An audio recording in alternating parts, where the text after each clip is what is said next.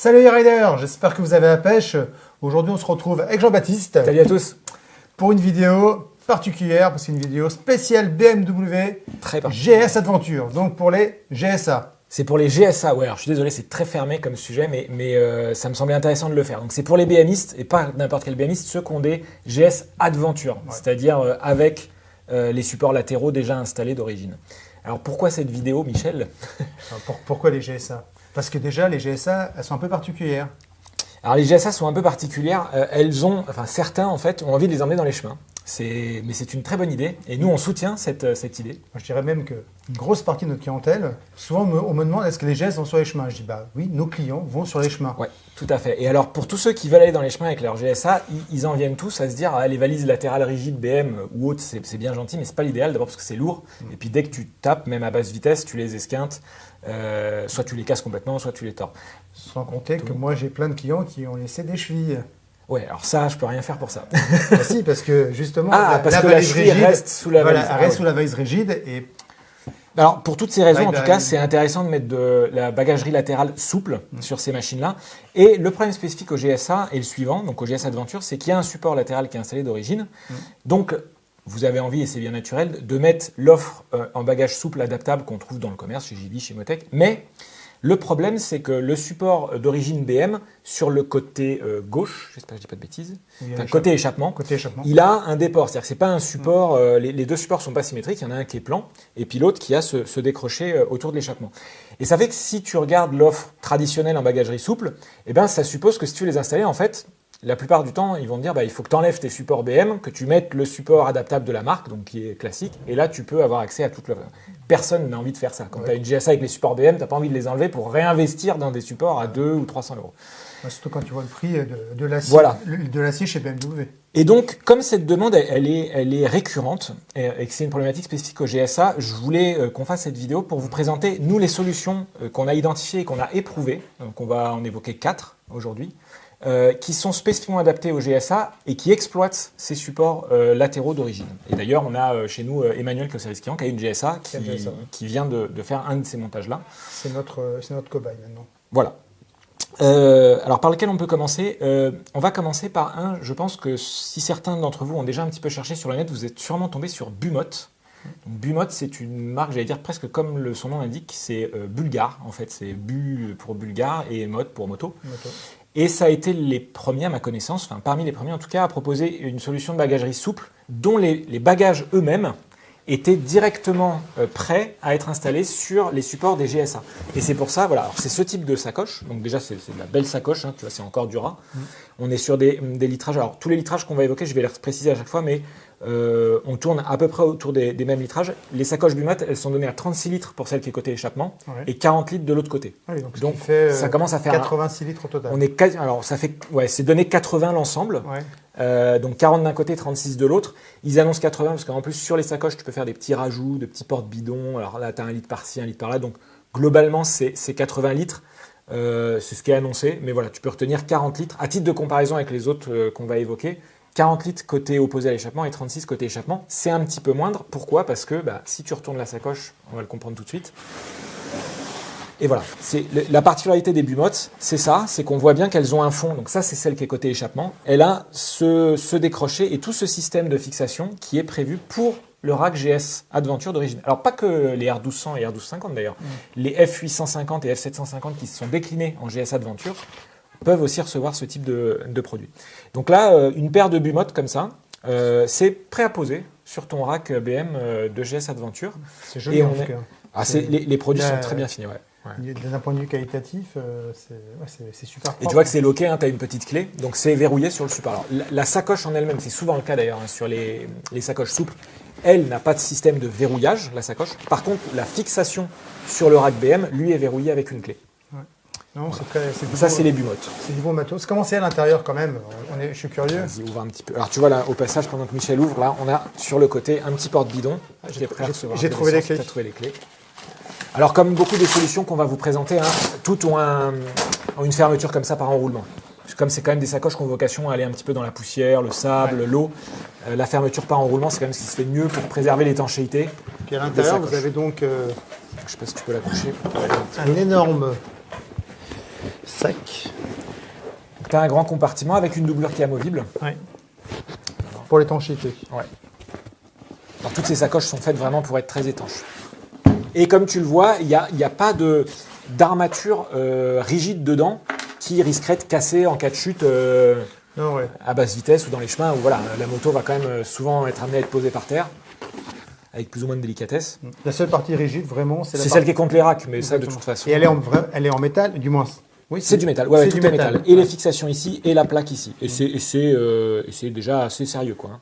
Et on voit que tout est vissé. Donc j'imagine que si tu peux remplacer facilement on casse une pièce, exactement. On peut remplacer la pièce. Ça, c'est pas mal aussi, parce que d'un point de vue longévité du produit. Et ça vient d'Europe. On n'est pas sur de la quincaillerie à la mort moelle-neu avec des pas américains ou des rivets ou que sais-je. C'est vraiment de la quincaillerie tout à fait standard. Tu vois, tu as des petites vis BTR, tu as de l'écrous du 8 ou 10, j'en sais rien. Autoserrant, ouais. Voilà. Donc effectivement, ça a vraiment été fait dans cette vocation de chemin où on sait que la sacoche, elle va taper, mais il ne faut pas que ça mette en péril après la continuité du voyage. De toute façon, le slogan de Bumot, c'est « fait pour les braves ». Voilà, êtes-vous un brave.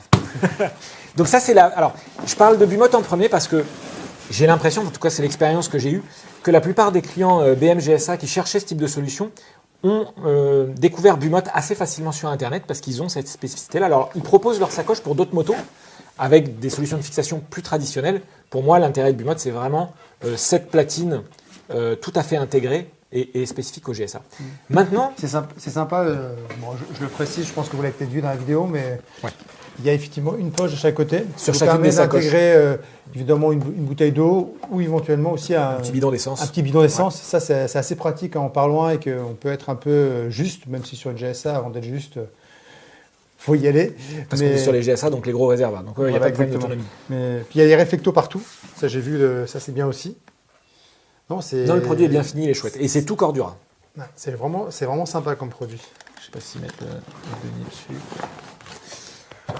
Alors, cette solution qui est tout à fait dédiée, certains la connaissent déjà.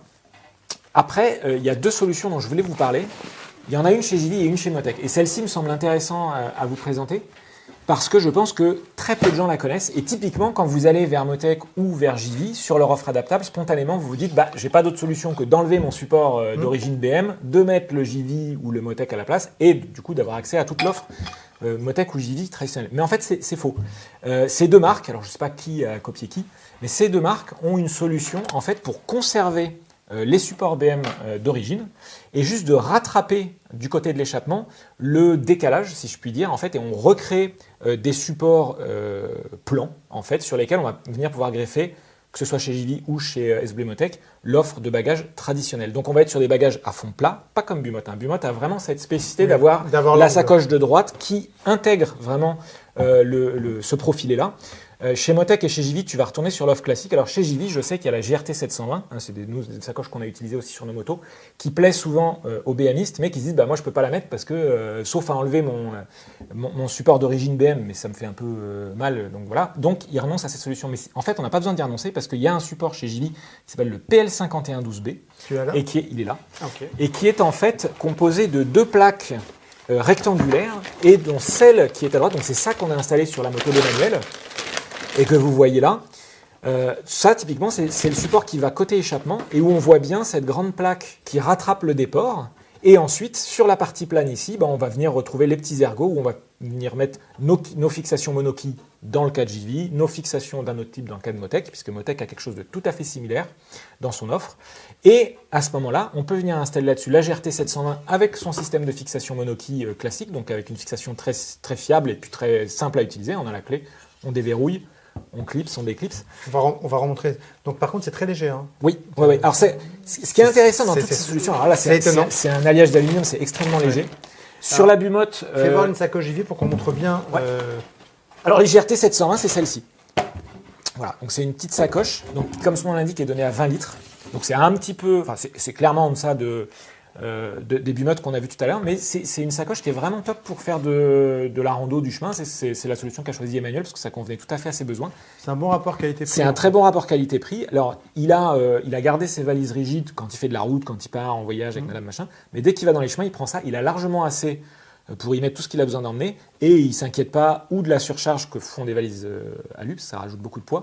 Et puis il sait qu'en cas de chute, il n'y a rien qui va casser, quoi. C'est quel litrage? C'est 20 litres, GRT 720. D'accord, 20 litres. Donc là, on a 40 litres au total. Exactement. Okay. Oui, donc en capacité, c'est quand même inférieur. Deux fois moins que les Bumotes. Voilà. Alors, à savoir qu'une solution. Alors, je ne l'ai pas évoqué. Je vais montrer, c'est un peu sale, c'est celle de. Ça a tourné un peu. Ça roule, c'est celle d'Emmanuel, mais effectivement, on voit que l'arrière. On retrouve le monoquille classique. On retrouve le monoquille classique. On est sur du plastique, on n'est pas effectivement sur du tout métal comme la Bumote. Du tout métal comme sur la Bumote. C'est préformé, donc c'est quand même assez rigide. Hein. Ça vous permet d'avoir quelque chose qui se tient bien et ça se ferme à clé. Voilà, tout à fait comme le toit. La fixation, alors pas la sacoche, encore une fois, la sacoche elle-même, tu ne peux pas la verrouiller, elle se ferme juste avec un enroulement, des boucles clic-clac, enfin classique. Mais la fixation sur la moto, elle, est verrouillée via une clé. Bon, il n'y a pas de support par contre pour les petites bouteilles. Alors elles sont malgré tout, moi je trouve très bien finies. Tu as des petits, tu vois, même pour les bouts de sangle qui trimballent, il y a des petits stop sangles que tu peux enrouler pour pas avoir des choses qui traînent, qui se prennent dans les roues ou quoi que ce soit. Ça c'est très pratique, j'avoue que je l'ai sur aussi. Moi j'ai la version sacoche de selle et c'est très pratique. Je vous montre l'intérieur, il y a les affaires d'Emmanuel, j'ai l'impression. J'espère qu'il n'y a pas ses sous-vêtements. Alors à nouveau, on retrouve fermeture par enroulement, un intérieur amovible, bon là il est jaune fluo, ce qui n'est pas si anodin d'ailleurs parce que c'est sympa d'avoir des couleurs vives, ça aide à retrouver les affaires dedans. Genre c'est du blanc classique.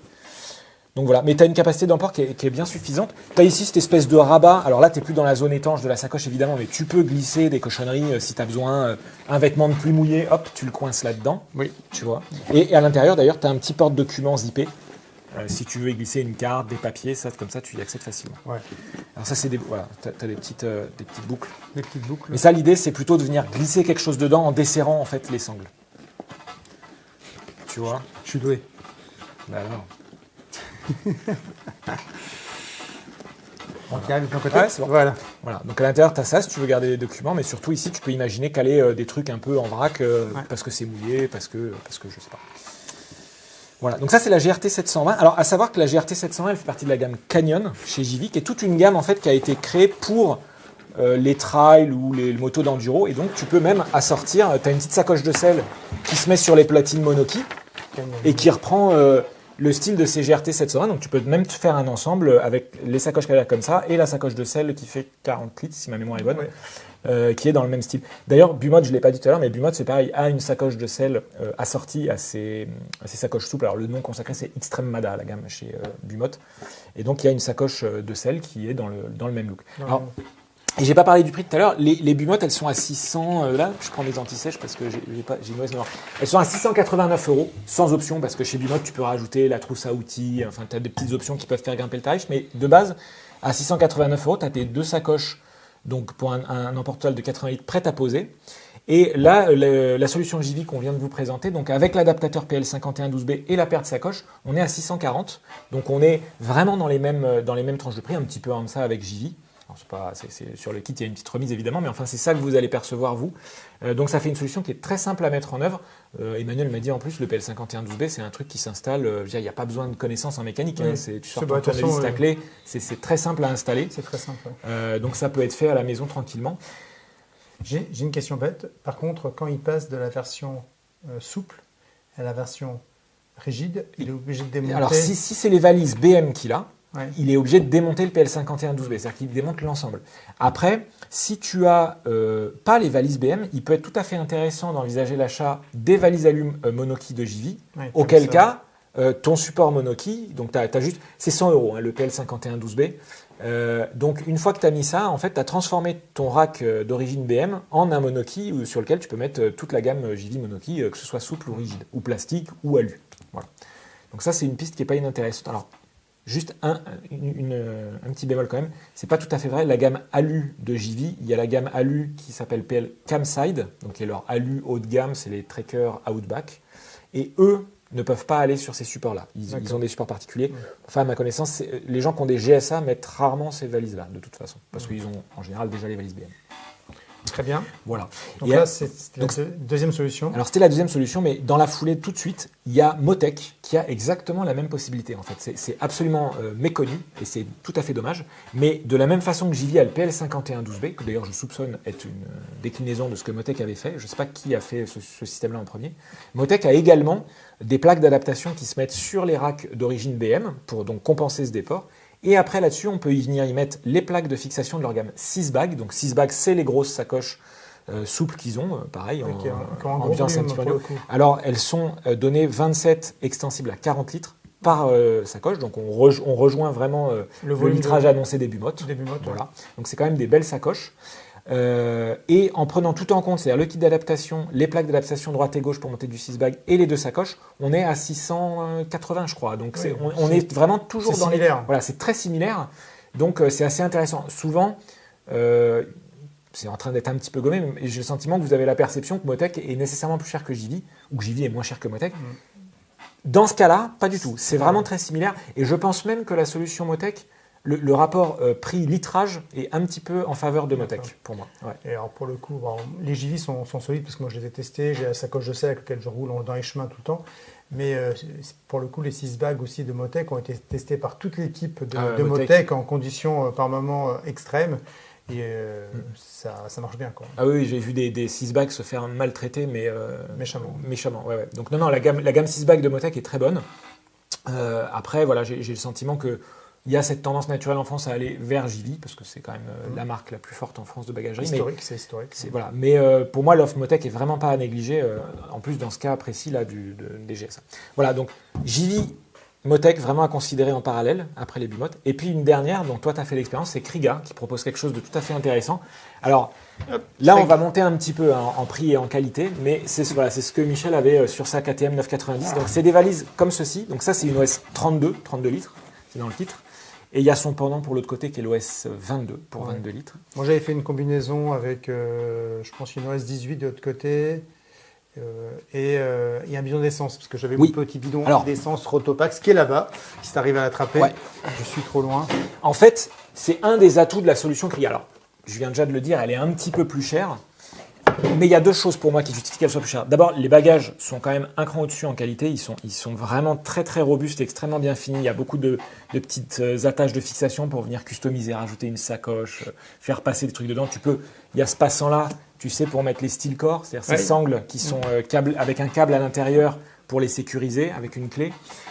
Mais surtout, la particularité, je t'enlève ça vite fait, c'est que dans la solution Kriga, c'est ma platine ça.